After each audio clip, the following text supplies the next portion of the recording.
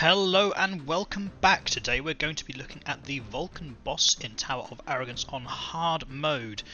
This has been an extremely hard boss to defeat. Most tactics require Jara or Morgan. Some very hard to get natural 5 heroes, but after 4 days of using all 20 tries I was able to beat this boss with the team you see here, and since then I have repeated this tactic. I spent about 2 hours going over it and over and over it, and what I'm going to show you now was the most reliable way of killing the boss. It's not reliable because it needs your dots to land.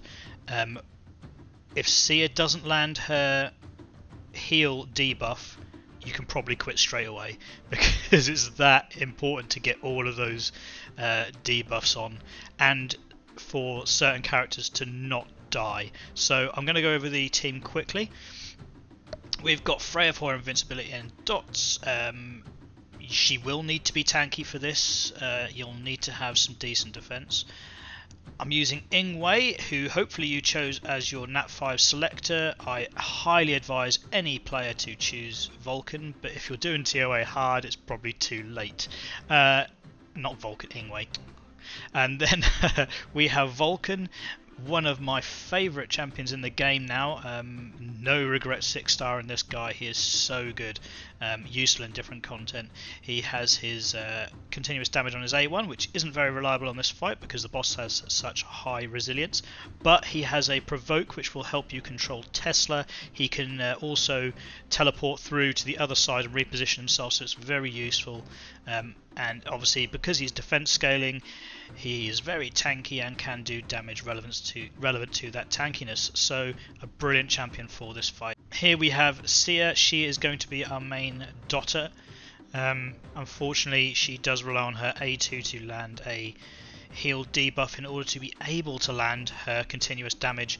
I've got very high accuracy on her, but even still her A2 only has an 80% chance to land, and I've had 5 games in a row where she will not land that initial heal debuff and I've just had to quit straight away. So Ingwe also does help because he does have a chance of a heal debuff on his A2, but again, because of resistance, it doesn't land very often. And then finally we have Lakshmi, who is a key component of this team. You can get her through your clan shop after 5 or 6 weeks, and her A3 will give an extra turn. So I use her to get Freya to get an extra turn and get the invincibility up, and in order to beat this boss you're going to need invincibility up 3 times. It just takes that long. Another time, not on this reset but on another reset, you may be able to do it quicker.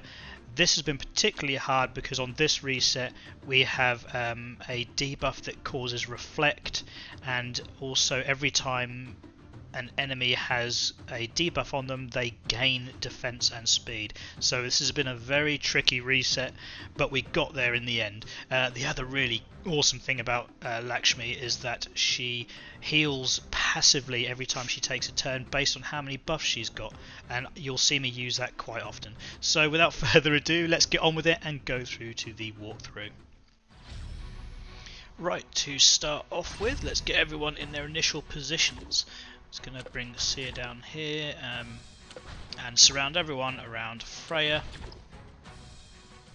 because then we're going to bring Lakshmi down and give Freya another go and get that invincibility up so we can survive the first round of punishment.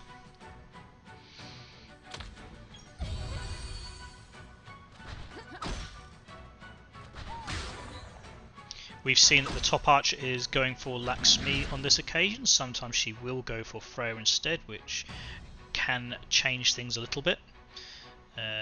As you can see here, they've got stun immunity and they've got the increased stats, the protection against speed, not protection, when they get debuffed they get speed and defense. Right, we're going to put our defense up on these two to make them more tanky for what's about to come. Get some dots down and get Vulcan into position. We're going to blitz through, Tesla and get to the other side so that on next turn we can do a provoke and keep her away from everyone else. Lakshmi out of the way from the bottom archer, and then Ingwe in place to stop Tesla going the other way. We're going to get everyone out of the way, and you'll see that Ingwe takes a pounding here. Mine isn't as tanky as Ingwe's can be because he's on a crit build. If Ingwe dies there, the game is over.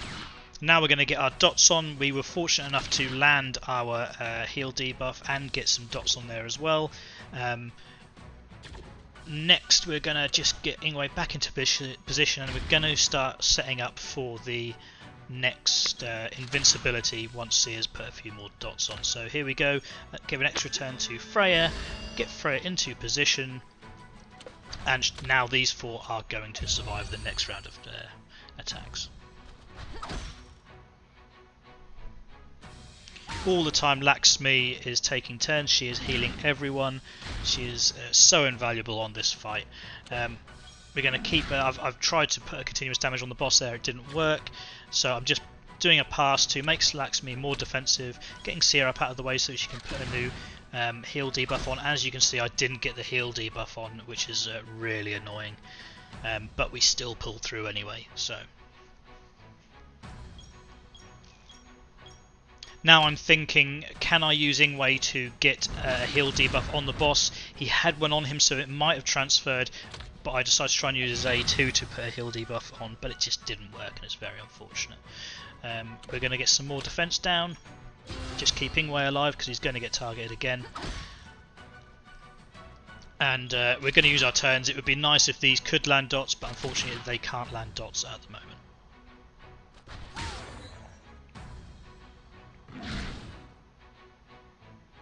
Okay, now I'm thinking, can I block off that top archer?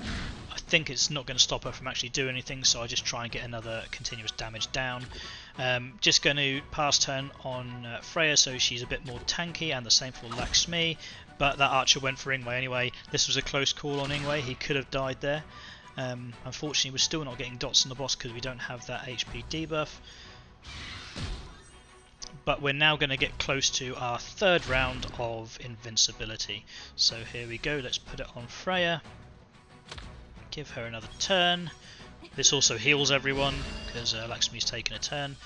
Get Freya into position, and we decide to protect the three down here because people aren't going to target Seer. The boss is now getting within the danger zone for 2-turn debuffs, dots. And we did land it this time, so that was crucial at this point that we landed that heal debuff, and we did land it, so now we are in with a chance. Gonna get Lakshmi up and make her defensive again. Get Freya some dots on. Please land. This could also give a speed buff to your team, and it did. We managed to get some dots on, which is awesome. We managed to get some more dots on, which is awesome. Can we get the third? Yes, we can. So this has been a fantastic outcome at this stage of the game. This many dots on the boss just means we need to stay alive. And with 4 champion or heroes still alive on the board, we've got a really high chance of actually winning this time.